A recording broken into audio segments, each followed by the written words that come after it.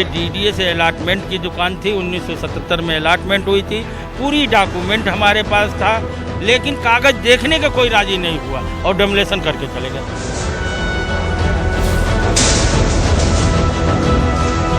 Media वाले, police वाले, ये जो हजारों की संख्या में जो जहांगीरपुरी में जो पुलिस आई, किस लिए? ये जो गवर्नमेंट की जो इतना पैसे बर्बाद हो रहा है, कुछ न कुछ तो फिल्म बनना चाहिए। मुझे थोड़ा बहुत वक्त दिया जाता है कि मैं गाड़ियाँ वगैरह अपनी निकाल लेता या थोड़ा सामान साइड में कर लेता, मुझे बिल्कुल भी वक्त नहीं दिया गया और आए और सामान उन्होंने तोड़फोड़ मचा दी। कोई नोटिस नहीं, कोई कुछ नहीं। ये मेरे पास जे सलम डीडीए की अलॉटेड है, ये एनओसी है मेरे पास। भाई जब गवर्नमेंट ये कहती है कि 2.5-3 फुट छज्जा अलाउड है हर दुकान के सामने, मेरा 1.5 फुट छज्जा था, आज अभी भी आप नाप सकते हो, 1.5 फुट छज्जे को भी तोड़ दिया गया।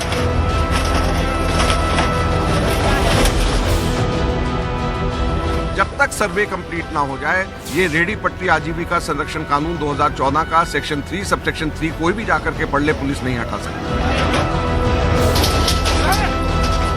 धार्मिक चश्मे से ये देखना बंद करें लोग, क्योंकि ये वही लोग हैं। आज कांग्रेस, अजय माकन जी भी जाते हैं, अरविंद केजरीवाल जी भी फटे पड़े हैं। इन लोगों ने इस दिल्ली को सीलिंग का दर्द दिया है। नमस्कार, मैं रवीश कुमार। ये सबका भारत है या एक तरफा भारत है? एक आइडिया है, बल्कि सपना आ गया कि जिस पार्टी के नेता जोर देकर बार बार कह रहे हैं कि बुलडोजर कानून के हिसाब से चल रहा है, उस पार्टी के सारे नेता, विधायक, पार्षद, कार्यकर्ता अपने अपने घरों की ऑडिट करा रहे हैं, ट्विटर पर फोटो डाल रहे हैं कि ये रहे वे, ये रहा उनका घर और ये रही उनके घर की ऑडिट। देख लीजिए उन्होंने अतिक्रमण किया है या नहीं, उसके हिसाब से बुलडोजर चला दीजिए। क्या ऐसा हो सकता है? ऐसा कभी नहीं होगा। जिस ट्विटर के बिक जाने की चर्चा पूरी दुनिया में हो रही है, उस ट्विटर पर लिख देने भर से लोग गिरफ्तार हो जा रहे हैं। ट्विटर को बनाने वाले अपना सामान नहीं बचा पा रहे, ट्विटर पर लिखने वाले जेल जा रहे हैं। इस समय को विचित्र बताने वाले गलती कर रहे हैं। यही तो इस समय का सचित्र वर्णन है, जो साफ साफ दिखा रहा है, दिख रहा है वही सचित्र है। वह विचित्र कैसे हो सकता है? यहां केवल विधायक जिग्नेश मेवाणी की गिरफ्तारी का संदर्भ नहीं है, बल्कि संदर्भ का दायरा बहुत बड़ा है। उसका संबंध एक सपने से भी है, जिसका जिक्र प्राइम टाइम के एक दर्शक ने किया है। दरअसल हकीकत से बचने के दो ही तरीके हैं, या तो गोदी मीडिया देखिए या फिर सपना। उस दर्शक ने बताया कि सपना दोपहर के वक्त देखा गया था। 3 पार्ट में देखे गए सपने का हम यहां जिक्र करना चाहते हैं। पहले हिस्से में प्राइम टाइम का दर्शक देखता है कि देश की हर अवैध दीवार पर लिखी हुई अवैध चेतावनी को सरकार ने वैध कर दिया है, लीगल कर दिया है। फिर से दोहरा देता हूं कि देश की हर अवैध दीवार पर लिखी हुई अवैध चेतावनी को सरकार ने वैध घोषित कर दिया है, लीगल कर दिया है। बुलडोजर मर्दाना कमजोरी दूर करने की नई दवा है। इसे सुनते ही दीवार की तरफ खड़े सारे मर्द यूरेका यूरेका चिल्लाते हैं और आर्किमिडीज की तरह शहर की ओर भागते हैं। न्यूज चैनलों पर फ्लैश होने लगता है, बुलडोजर मर्दाना कमजोरी दूर करने की नई दवा है। मिल गया बुलडोजर मिल गया। देखते देखते सारा शहर लाउडस्पीकर से गूंजने लगता है। पत्रकार जल्दी जल्दी बुलडोजर पर चढ़ जाते हैं, अपनी ताकत का परचम लहराते हैं, खबरों में चिल्लाते हैं, बुलडोजर मर्दाना कमजोरी दूर करने की नई दवा है, अतिक्रमण पर आक्रमण हो गया है। सपने का पार्ट 2 ये था कि घर घर में लोग बुलडोजर से खेलने लगते हैं, बैटरी वाले रिमोट से बुलडोजर दौड़ाने लगते हैं। आक्रमण का इतिहास पढ़ते पढ़ते कमजोरी फील करने वाले मर्दों को आक्रमण का बदला अतिक्रमण से लेने का अभ्यास कराया जाने लगता है। हाउसिंग सोसाइटी के व्हाट्सएप ग्रुप में सब हाव हाव झांव झांव कर रहे हैं, मतलब लाइक और यस यस कर रहे हैं। इतिहास का बदला वर्तमान से और आक्रमण का बदला अतिक्रमण से। इस नारे के गूंजते ही कमजोरी से जूझ रहे मर्द प्रकट होते हैं, प्राइम टाइम के उस दर्शक ने ठीक ठीक सपने की हर बात को नोट किया है।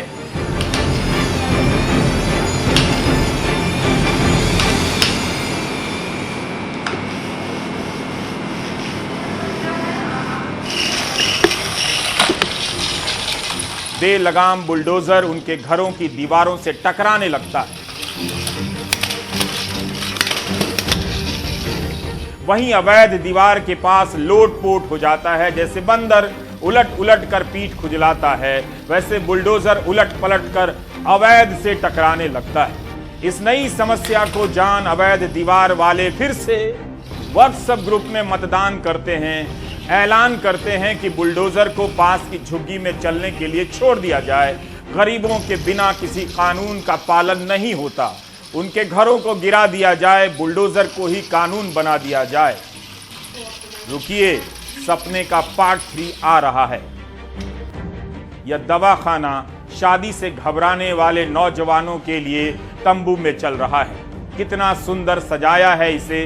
20 रुपए में तमाम कमजोरी दूर करने का यह दवाखाना उनके लिए चल रहा है जो अपनी कमजोरी पर खुलकर बात नहीं कर पाते, जिनके लिए कमजोरी गुप्त है और बहादुरी बुलडोजर। वक्त आ गया है कि सरकार ऐसे तंबुओं को अस्पताल माने और बुलडोजर को अदालत। प्राइम टाइम के दर्शक ने बताया कि सरकार वैद्य जी का सम्मान कर रही थी, तभी उसका सपना टूट गया। सपना समाप्त होता है। आपके लिए सपना समाप्त नहीं होता है। जिनके घरों में जरा भी अवैध निर्माण है वे बुलडोजर से ना खेलें। जिनके घरों में जरा भी अवैध निर्माण है, बेहतर है समाज और सरकार की नजर से गुप्त रहें। अगर आपको इन 3 सपनों पर यकीन नहीं है तो न्यूयॉर्क टाइम्स के एक रिपोर्टर की बात यहां रखना चाहता हूं। वो लिखते हैं कि यह हो सकता है कि अणु बम की जगह बुलडोजर 20वीं सदी का सबसे विध्वंसक आविष्कार साबित हो। पत्रकार का नाम फिलिप शाबेकॉफ है, जो 1959 से 1991 के बीच न्यूयॉर्क टाइम्स के लिए रिपोर्टिंग कर रहे थे। उनका कहना था कि बुलडोजर 20वीं सदी का अणु से भी ज्यादा भयंकर आविष्कार साबित हो सकता है। पर्यावरण के मामलों में लिखने वाले एक और लेखक एडवर्ड एबे ने लिखा है कि अमेरिका में आतंक का सबसे आम चेहरा बुलडोजर और आरी है। एडवर्ड सार्वजनिक भूमि की नीतियों को लेकर लिखा करते थे। गरीबों को बेदखल करने के लिए, जंगलों को काटने के लिए बुलडोजर का इस्तेमाल होने लगा था। भारत में जो लोग बुलडोजर को बाबा बता रहे हैं, यह जानकारी उनके लिए है कि अमेरिका के पत्रकार और लेखक इस बुलडोजर को आतंकवादी बताया करते थे। सुप्रीम कोर्ट में सरकार ने कहा कि मलबा, कुर्सी और शेड हटाने के लिए नोटिस की जरूरत नहीं। सुप्रीम कोर्ट ने सरकार से पूछा तो स्टॉल, कुर्सी आदि हटाने के लिए बुलडोजर लाने पड़े। जहांगीरपुरी के दिलीप सक्सेना ने सौरभ शुक्ला से कहा कि उनकी दुकान तो एमसीडी ने ही आवंटित की है, तब फिर क्यों बुलडोजर चला दिया। आप इतना तो जानते हैं कि किसी गरीब के लिए सुप्रीम कोर्ट तक चले जाना, वो भी चंद मिनटों में, कितना आसान है इस देश में। सुप्रीम कोर्ट में सॉलिसिटर जनरल तुषार मेहता ने याचिका दायर करने वाले संगठनों के बारे में कहा कि ये संगठन ऐसे ही मामलों में कूद जाते हैं जबकि पीड़ित नहीं आता, क्योंकि उनको सबूत दिखाना होता है। इसी बात पर सौरभ ने दिलीप से बात की, जो सुप्रीम कोर्ट तो नहीं जा सके मगर सौरभ को सबूत दिखाते रहे। 56 साल के दिलीप सक्सेना की जूस की दुकान के आगे का हिस्सा और छज्जा बुधवार को गिरा दिया गया था। दिलीप का कहना है कि उनकी दुकान पूरी तरह से वैध है और उसके कागज भी उनके पास मौजूद हैं। वो हर साल दुकान के लिए टैक्स भी भरते हैं, जिसकी रसीद भी वो हमें दिखाने लगते हैं। ये मेरे पास जे सलम डीडीए की अलॉटेड है, ये एनओसी है मेरे पास कि ये मेरी पूरी दुकान ऑथराइज बनी हुई है। जे सलम ने एमसीडी को लिखा है कि जो है ये दुकान पूरी ऑथराइज है। हमने नाप तोल करके इसमें सारा विवरण दिया गया है। मुआवजे की मांग क्यों नहीं करेंगे जब हमारा नुकसान हुआ है तो। कितना नुकसान हुआ आपका? नुकसान 8 से 10 लाख रुपए का नुकसान हुआ है मेरा। 8 से 10 लाख रुपए का मुआवजा आप किससे मांगेंगे? मैं कोर्ट में जाएंगे, एमसीडी से मांगेंगे जब एमसीडी ने तोड़ा है तो। इन तस्वीरों में दिल्ली पुलिस के जवान कांग्रेस के नेताओं से धक्का मुक्की करते नजर आ रहे हैं। जिनकी संपत्तियों पर बुलडोजर चलाए गए, कांग्रेस के नेता उनसे मिलना चाहते थे, लेकिन कानून व्यवस्था का हवाला देकर उन्हें इजाजत नहीं दी गई। नेताओं को तो छोड़िए, दिल्ली पुलिस जिनकी रेडी पटरी तोड़ी गई उनसे मीडिया को भी बात नहीं करने दे रही। जहांगीरपुरी में ये वही जगह है जहां पर मंगलवार को अतिक्रमण हटाने के नाम पर नगर निगम के बुलडोजर चले थे।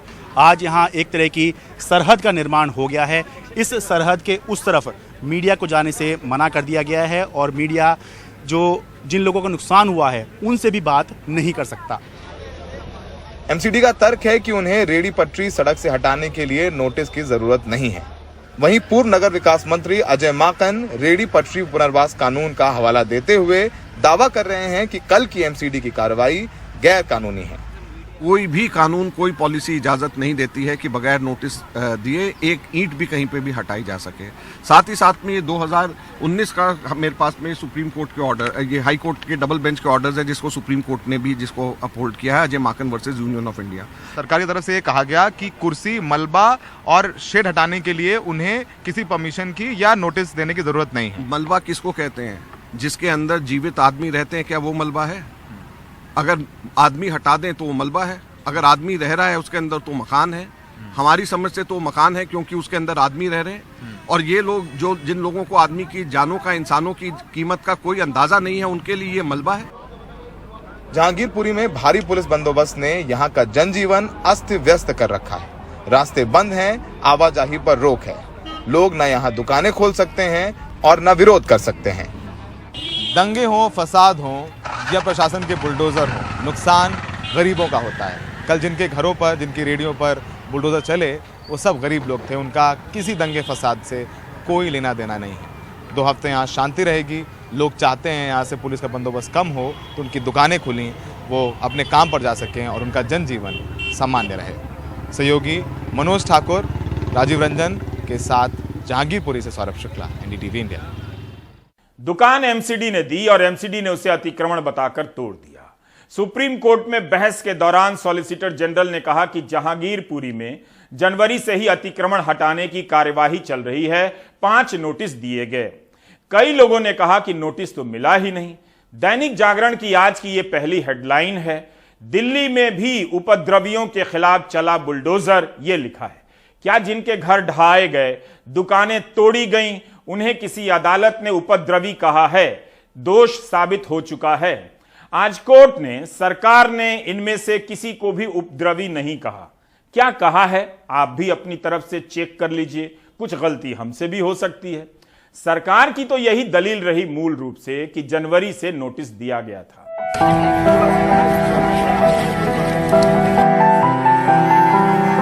अपने पिता के टूटे दुकानों से बचे खुचे सामान और सिक्कों को बिन रहे इस बच्चे ने रात क्या सपना देखा होगा, यह सवाल महत्वपूर्ण नहीं है। और ना यह भी कि जेसीबी के नीचे मेरा भारत महान का साइन बोर्ड कुचला गया। सुप्रीम कोर्ट में कपिल सिब्बल और दुष्यंत दवे जैसे वकील जनता की तरफ से बोलते रहे। दवे ने कहा, यह मुद्दा इस देश के सामाजिक ताने बाने को प्रभावित करता है। अगर इसे नहीं रोका गया तो ना कानून का राज रहेगा, ना ही लोकतंत्र बचेगा। वृंदा करात के लिए वकील सुरेंद्र नाथ ने कहा कि वृंदा करात के माध्यम से बताया गया कि सुप्रीम कोर्ट ने यथास्थिति बरकरार रखी है। वृंदा करात ने निगम को रोकने की भी कोशिश की। ये राजनीति नहीं है, तथ्य है, वकील ने कहा। सुप्रीम कोर्ट के इस आदेश के बाद भी वो नहीं रुके। जस्टिस राव ने पूछा कि अगर सुप्रीम कोर्ट का आदेश 11:15 पर हुआ तो कितने बजे एमसीडी को बताया गया। सुप्रीम कोर्ट ने कहा कि हम इस पर गंभीर रुख दिखाएंगे। आज की सुनवाई में मध्य प्रदेश के खरगोन का भी जिक्र आया। जमीयत उलेमाए हिंद की तरफ से कपिल सिब्बल ने कहा कि अतिक्रमण की समस्या दिल्ली नहीं बल्कि पूरे देश की है, लेकिन यहां मुस्लिमों को टारगेट किया जा रहा है। जस्टिस राव ने कहा कि हमने सुना है कि हिंदुओं की प्रॉपर्टी भी तोड़ी गई है। तब सिब्बल ने मध्य प्रदेश के मंत्री के बयान का उदाहरण दिया। उनके अनुसार मंत्री ने कहा कि अगर मुस्लिम हमला करते हैं तो न्याय की चाह ना रखें। जो लोग उस समय इलाके में नहीं थे उनके घर भी तोड़ दिए गए। इस पर सॉलिसिटर जनरल तुषार मेहता ने कहा कि एक समुदाय को टारगेट नहीं किया जा रहा है, जबकि तथ्य यह है कि मध्य प्रदेश के खरगोन में 88 हिंदू और 26 मुस्लिम थे। नोटिस 2021 में जारी कर दिया गया था।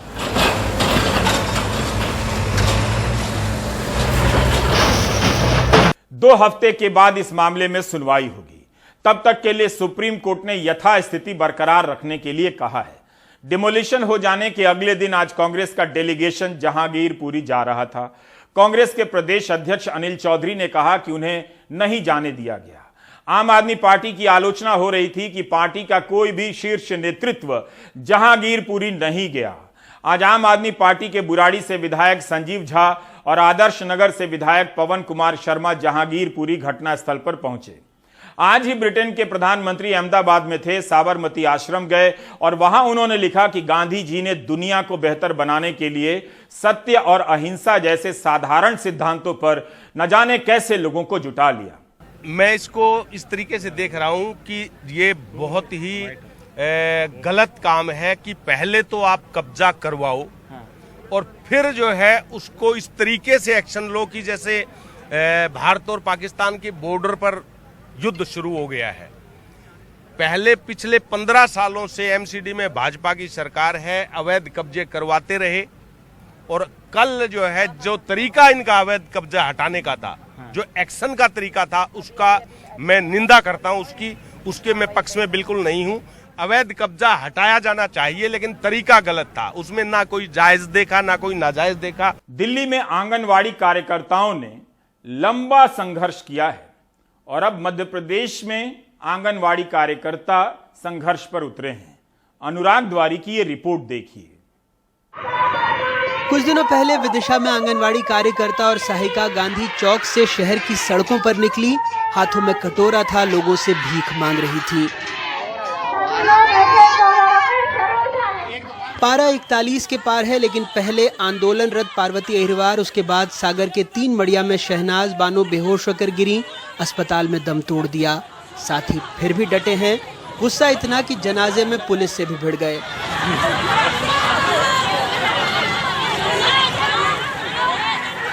सागर से 3 कैबिनेट मंत्री हैं। पुलिस को आंदोलनकारियों ने ज्ञापन दिया, कहा भाइयों को ढूंढ कर लाएं।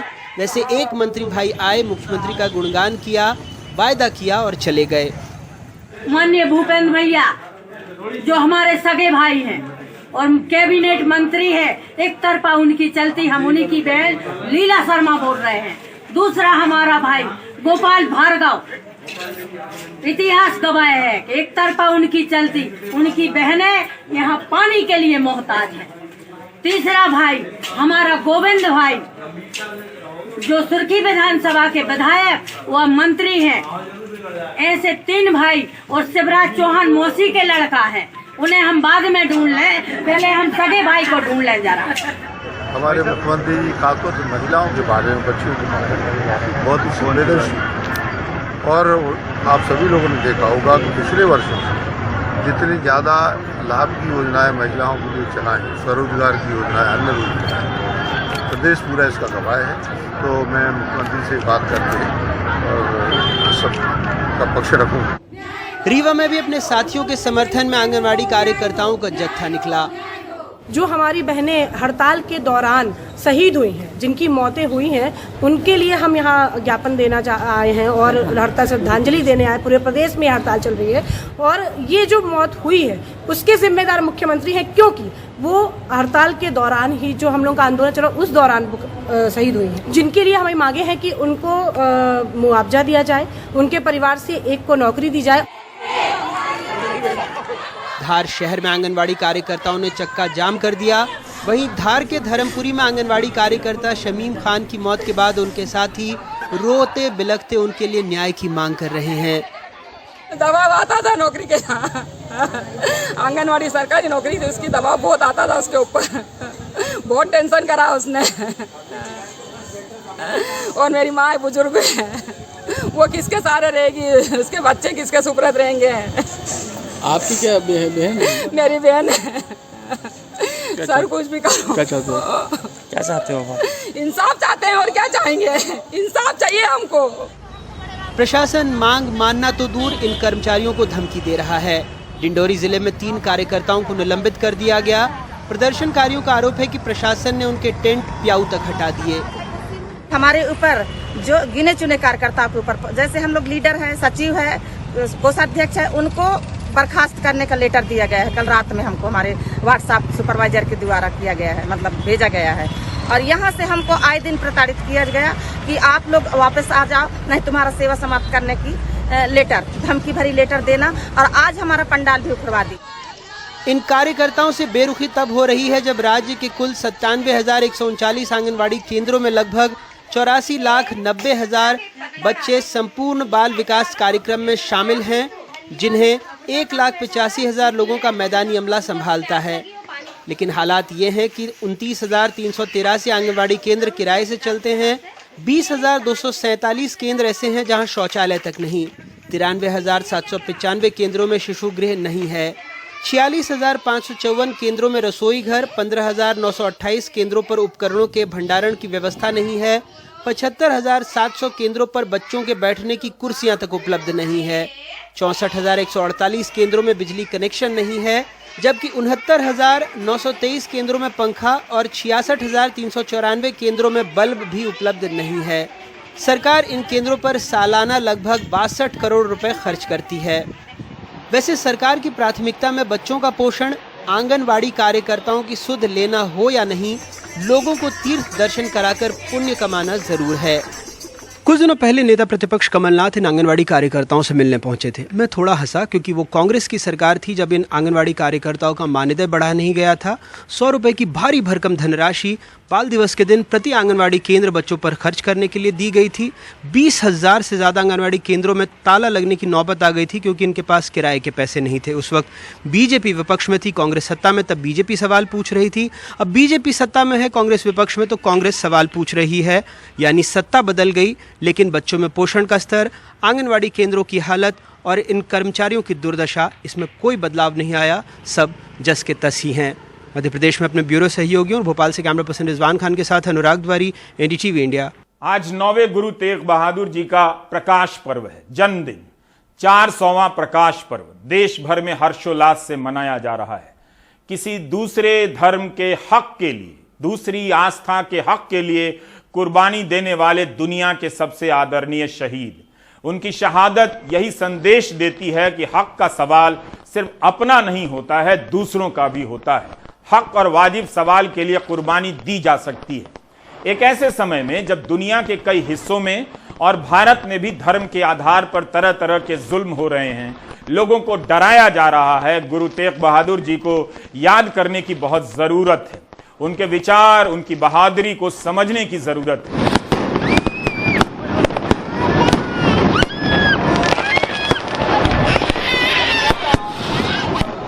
उनका बलिदान न किसी कौम के लिए है, न किसी कौम के खिलाफ है, बल्कि उस सिद्धांत के लिए है कि किसी का हक उसका हक है और जो सच होता है उसके लिए लड़ने से पीछे नहीं हटा जा सकता।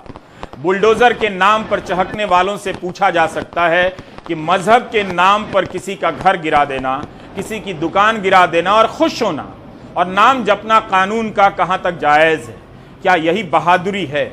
आज के संदर्भ में गुरु तेग बहादुर जी की एक वाणी का जिक्र करना बहुत जरूरी है। भय काहू को देत न है, नह भय मानत आन। मतलब किसी को डराना नहीं है और ना किसी से डरना है।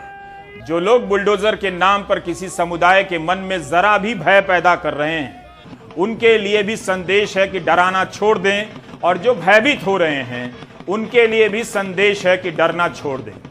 जिस किसी को उनका यह विचार समझ आ जाएगा, वो गरीबों के हक के लिए बुलडोजर के सामने आ जाएगा। निर्भय होना और वैर रहित होना ही हमारे गुरु साहिबों के सिद्धांत हैं। सिख पंथ ने इन्हीं सिद्धांतों का पालन करते हुए वो कर दिखाया जिसकी आज भी दूसरी मिसाल नहीं। कितनी सुंदर बात है। जो इस बात का मतलब समझ लेंगे, दुनिया में मोहब्बत फैल जाएगा। भय काहू को देत न है, न भय मानत आन। गुरु के सामने हाथ जोड़ते समय याद रखिएगा कि कहीं आप किसी को डराते तो नहीं या किसी से डरते तो नहीं। मत डरा कीजिए।